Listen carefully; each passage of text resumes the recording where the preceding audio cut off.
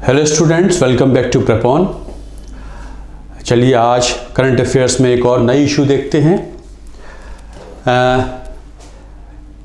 Indian express में एक issue raise हुई है कि महाराष्ट्र असेंबली में स्पीकर नहीं है, कुछ राज्यों में डिप्टी स्पीकर नहीं है, लोकसभा में डिप्टी स्पीकर नहीं है, और जबकि पार्लियामेंट्री फॉर्म ऑफ डेमोक्रेसी में speaker plays a very very important role.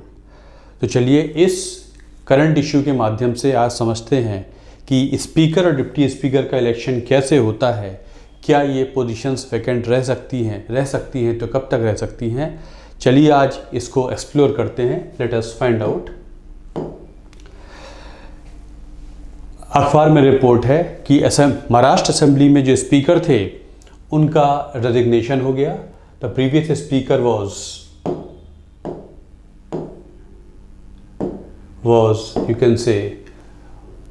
was from Congress and he resigned। उनका इलेक्शन हुआ, उनका इस्तीफ़ा हो जाता है।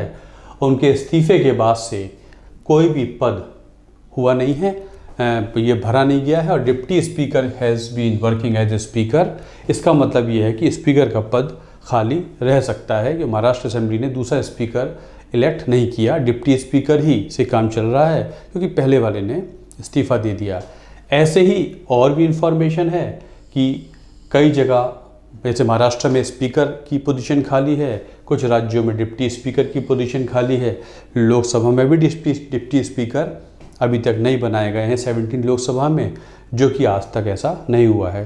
तो let us find out something about Indian polity from this current issue. कैसे कैसे ये होता है पहले समझ लेते हैं। सबसे पहले तो ये समझिए कि इलेक्शन के बाद होता है नॉमिनेट प्रोटेम स्पीकर। लोकसभा के एग्जाम्पल से बताता हूँ। लोकसभा का चुनाव हुआ, चुनाव संपन्न हुआ, सभी कैंडिडेट्स रिटर्निंग ऑफिसर का सर्टिफिकेट लेके नई लोकसभा के मेंबर बनने के लिए आ जाते हैं, बट जीते हुए कैंडिडेट्स तब तक एमपी नहीं कहलाते, मेंबर्स नहीं कहलाते जब तक उनकी ओथ नहीं हो जाती।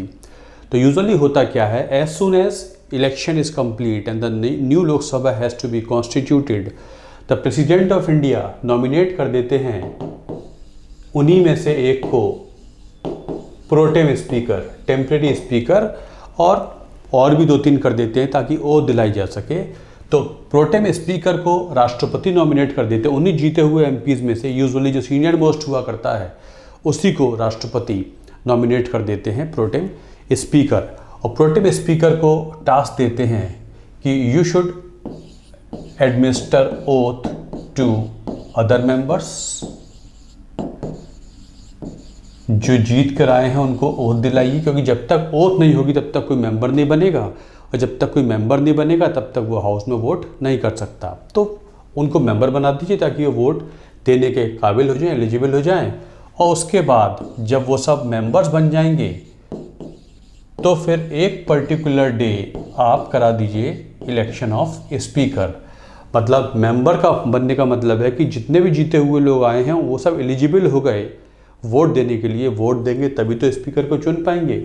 इन 2 टास्क के साथ राष्ट्रपति उन्हीं आए हुए में से जो सीनियर मोस्ट यूजुअली होते हैं उनको नॉमिनेट कर देते हैं टेम्परेरी स्पीकर, और भी 2-3 कर देते हैं ताकि ओथ जल्दी हो जाए। इस तरीके से सभी लोग मेंबर बन जाते हैं और एलिजिबल हो जाते हैं स्पीकर चुनने के लिए। और याद रखेंगे स्पीकर की डेट की जो चुनाव की डेट है it is given by president of India, और बता देते हैं स्पीकर राष्ट्रपति स्पीकर को कि प्रोटेम स्पीकर को इस दिन तक स्पीकर का चुनाव करा दीजिए, तो फिर स्पीकर का चुनाव हो जाता है। अब ये कैसे होता है, लेट अस सी। प्रोटेम स्पीकर की बात आपके समझ में आ गई होगी। जैसे संविधान सभा का जब पहली बैठक हुई थी दिसंबर 9, 1946 को, तो doctor Sachchidananda Sinha acted as provisional president of assembly, और 2 दिन बाद doctor Rajendra Prasad was elected as permanent president. उस पैटर्न को आज भी फॉलो करते हैं, तो प्रोटेम स्पीकर बन जाता है। बाय द वे ये भी जान लीजिए, प्रोटेम स्पीकर को फादर ऑफ द हाउस भी जनरली कह देते हैं, also called father of the house. तो इसका मतलब आपकी समझ में ये आ गया कि स्पीकर का चुनाव कंडक्ट कराता है प्रोटेम स्पीकर, और प्रोटेम स्पीकर को नॉमिनेट कर देते हैं राष्ट्रपति, उन्हीं में से जो जीत कर आए हैं। अब एज पर द कॉन्स्टिट्यूशन, आप कॉन्स्टिट्यूशन समझिए। आर्टिकल 93 में स्पीकर और डिप्टी स्पीकर दोनों की बात हुई है। यदि राज्य में चले जाएं तो ये आर्टिकल 178 हो जाता है, बिल्कुल सिमिलर है, हम इसके माध्यम से करते हैं। As per article 93, the speaker and deputy speaker of the house of the people shall be as soon as may be, कोई टाइम लिमिट नहीं है, जितनी जल्दी हो सके। The members of the house shall choose 2 members of the house respectively as speaker and deputy speaker, and so often as the office of speaker or deputy speaker fall vacant, the house shall choose another member as speaker or deputy speaker। 93 का mandate ये है कि as soon as possible, house constitute होने के बाद as soon as possible जो house के members हैं वो अपनों में से 2 को चुन लें, स्पीकर और डिप्टी स्पीकर, और उसके बाद जब जब ये पद खाली हो मेंबर्स अपनों में से 2 को स्पीकर डिप्टी स्पीकर चुनते चले जाएं। तो इसका मतलब ये समझ में आया कि स्पीकर और डिप्टी स्पीकर बनने के लिए मेंबर बनना ज़रूरी है। Choose 2 members of the house, 2 members of the house, इसका मतलब मेंबर होना ज़रूरी है। और मेंबर कब होता है व्यक्ति?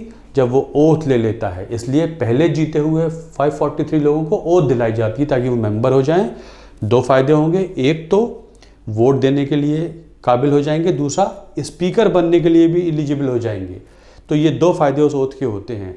तो अब मेंबर्स अपनों में से 2 को चुन लेंगे, स्पीकर एंड डिप्टी स्पीकर, और जब जब खाली होगा मेंबर्स अपनों में से चुन लेंगे। अब यहाँ लिखा है शैल चूज। अब चूज का मतलब ये है कि कोई मेजॉरिटी तो मेंशन है नहीं, इसका मतलब ये है कि जो मेजॉरिटी जो मेंबर्स हैं सिंपल मेजॉरिटी से अपनों में से 2 को मान लेंगे, स्पीकर और डिप्टी स्पीकर। तो इस तरीके से मेंबर्स अपनों में से 2 को ये चुन लेते हैं, एक स्पीकर या डिप्टी स्पीकर। ये तो कॉन्स्टिट्यूशन कहता है। ओबियसली यहाँ से ये पता लग रहा है कि जिस पार्टी का बहुमत होगा लोकसभा में या उधर राज्य में विधानसभा में, उसी के मेंबर्स बन सकते हैं स्पीकर डिप्टी स्पीकर। कॉन्स्टिट्यूशन ने तो ये बोला है कि members of the house shall choose. वो ये नहीं कहता कि कैसे कैसे होगा, बस आपस में खुद ही अपनों में से चुन लीजिए। लॉजिकल सेंस कहता है कि जो जिसकी पार्टी का बहुमत होगा उसी के हो जाएंगे स्पीकर और deputy speaker as per the constitution. इसका मतलब as per the constitution it is not necessary that speaker and deputy speaker positions can not go to the ruling party और ruling alliance, they may go. ये तो एक बात हो गई। लेकिन होता क्या है, एज पर कन्वेंशन, कन्वेंशन ये हो गया है कि स्पीकर की position goes to ruling party और ruling alliance and deputy speaker position goes to opposition. ये कन्वेंशन बन गया है कि स्पीकर रूलिंग पार्टी और रूलिंग अलायंस से हो जाएगा, डिप्टी स्पीकर ऑपोजिशन से हो जाया करता है। यहाँ आपको ये याद रखना है। और मैंने आपको बताया स्पीकर जब बन जाता है तो स्पीकर फिर जब स्पीकर का चुनाव हो जाता है, वंस स्पीकर इज इलेक्टेड, जब स्पीकर अपनों में से एक को चुन लेते हैं, then speaker conducts the election of deputy speaker. ये कन्वेंशन बन गया। फिर स्पीकर अपनों में से जो बचे हुए लोगों में उनमें से एक को डिप्टी स्पीकर बना देता है। डिप्टी स्पीकर के इलेक्शन की डेट तय कर देता है स्पीकर। इसका मतलब डिप्टी स्पीकर का चुनाव का जो इलेक्शन का प्रिजाइडिंग ऑफिसर होता है वो ऑब्वियसली होता है स्पीकर। तो दोनों अध्यक्ष हाउस के आ जाते हैं। याद रखेंगे स्पीकर और डिप्टी स्पीकर 2 पोजीशन है हाउस में। इसका मतलब ये नहीं है कि deputy speaker subordinate to speaker है, उसका सबॉर्डिनेट नहीं है। जब वो स्पीकर डिप्टी स्पीकर नहीं होता है, स्पीकर की पोजीशन वैकेंट हो गई है, या तो स्पीकर ने रेजिग्नेशन दे दिया है, या स्पीकर की डेथ हो गई है ऑफिस में होते हुए, या स्पीकर को कि डिसक्वालीफाई हो गया है हाउस की मेंबरशिप से, इनमें से कोई भी वजह होती है तो स्पीकर की पद खाली हो जाएगा। ऐसे में डिप्टी स्पीकर शैल बिकम स्पीकर। या स्पीकर एब्सेंट है तो हाउस को डिप्टी स्पीकर चला देगा। लेकिन याद ही रखना है speaker, deputy speaker is in no way subordinate to speaker, he is an independent office. Independent office होता है हाउस का। He does not work in subordination to speaker and he presides over the house whenever there is vacancy in the office of speaker. Speaker हैं तो deputy speaker house preside नहीं करेंगे।